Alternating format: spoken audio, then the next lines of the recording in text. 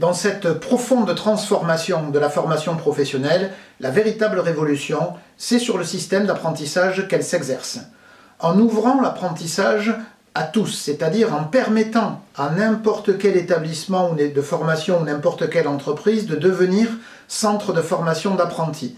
Le gouvernement donne la possibilité d'une expansion, d'une croissance considérable du secteur de l'apprentissage. Alors évidemment, les conseils régionaux qui régulaient jusque-là l'apprentissage prennent comme une sanction le fait qu'on leur retire cette compétence, mais je pense que bien évidemment, l'action des conseils régionaux n'était pas du tout en cause. Ce qui est en cause, c'est le système malthusien, c'est-à-dire de dire on a une offre préconstituée, les entreprises et les apprentis doivent trouver dans cette offre la solution qui leur correspond en matière d'apprentissage. Avec un système fermé, on ne peut pas atteindre l'objectif que l'apprentissage devienne une filière de formation pour une très grande partie des jeunes de ce pays. Donc il fallait ouvrir, et c'est ce qui a été fait en transformant l'apprentissage en ce qu'il faut bien appeler une activité de marché. Ce faisant, on fait basculer l'apprentissage dans le domaine de la formation professionnelle, avec d'ailleurs tous les mécanismes que l'on va retrouver de la formation professionnelle. Un contrat de travail, c'est une formation sous statut de salarié, un financement par les OPCO, une régulation par les branches professionnelles. Alors attention, quand on dit on a donné aux branches professionnelles l'apprentissage, en réalité on l'a donné au marché, c'est-à-dire à l'offre et à la demande, c'est-à-dire au recrutement par les entreprises et au fait que les jeunes soient attirés ou pas par ce dispositif. Les branches professionnelles, elles, ont la possibilité de fixer, avec une régulation quand même par l'intermédiaire de France Compétences, le financement des coûts contrats. C'est-à-dire les niveaux auxquels seront financés les contrats d'apprentissage qui ne représentent d'ailleurs pas nécessairement le prix de la formation et dans bien des cas, notamment dans le supérieur, on a des restes à la charge des entreprises. Donc un système inscrit dans la formation professionnelle qui devrait aboutir à ce qu'on pourrait appeler une déscolarisation de l'apprentissage. L'apprentissage, c'était à 80 ou 90% des diplômes de l'éducation nationale avec des rythmes scolaires calés sur ceux de l'éducation nationale et des cursus allant du mois de septembre au mois de juin, etc. Aujourd'hui, l'intégralité des titres du RNCP peuvent être préparés par la voie de l'apprentissage. On peut avoir donc des cursus et des référentiels extrêmement diversifiés. On peut ouvrir à n'importe quel moment des cursus d'apprentissage au cours de l'année. Donc on a une transformation profonde qui fait sortir du modèle scolaire.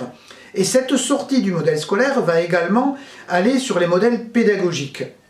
On a eu un débat et le ministère a parfois cette position de dire la FEST, la formation en situation de travail, n'est pas possible dans le cadre de l'apprentissage. Moi je pense exactement le contraire, je pense que les textes d'ailleurs permettent d'argumenter, mais il n'est pas utile de faire une polémique sur ce sujet, il suffit d'utiliser les dispositions existantes.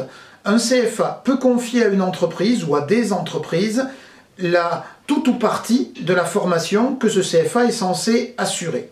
Que cette formation soit organisée avec les pédagogies qu'on met en œuvre dans la FEST, c'est-à-dire avec une situation de travail, un formateur ou un tuteur pour encadrer, des temps réflexifs. Absolument rien ne s'y oppose. Alors faisons de la FEST dans le cadre de l'apprentissage sans l'appeler la FEST et tout le monde pourrait être content. Ce que je veux montrer, c'est que dans le cadre de l'apprentissage, on peut désormais utiliser des pédagogies extrêmement différenciées avec des référentiels qui eux-mêmes peuvent être très différenciés. Alors certains disent, on va perdre du coup la part d'enseignement général, on va perdre cette vocation qu'a l'apprentissage qui est une formation initiale, de former aussi des jeunes, des citoyens, de donner une éducation à côté de la formation professionnelle, ce qui est souvent le propre des référentiels des diplômes de l'éducation nationale. Je rappellerai à cela que dans les 14 missions des CFA telles qu'elles sont définies aujourd'hui, reste la mission d'accompagner les jeunes dans l'exercice de leurs droits de citoyens et reste cette capacité aussi à donner des enseignements généraux suffisants pour avoir la poursuite d'études comme une possibilité de sortie du contrat d'apprentissage. En effet, contrat d'apprentissage ne veut pas dire insertion immédiate et on pourrait faire l'intégralité de ces études dans le cadre de l'apprentissage. Peut-être d'ailleurs que c'est là le plus grand défi de la réforme, car aujourd'hui, nous avons deux apprentissages. À peu près 60 à 70% des jeunes sont en apprentissage sur des niveaux bac ou infra-bac. Et on a dans le supérieur 20 à 25% des jeunes qui sont en apprentissage. Mais ces deux populations connectent très peu entre elles.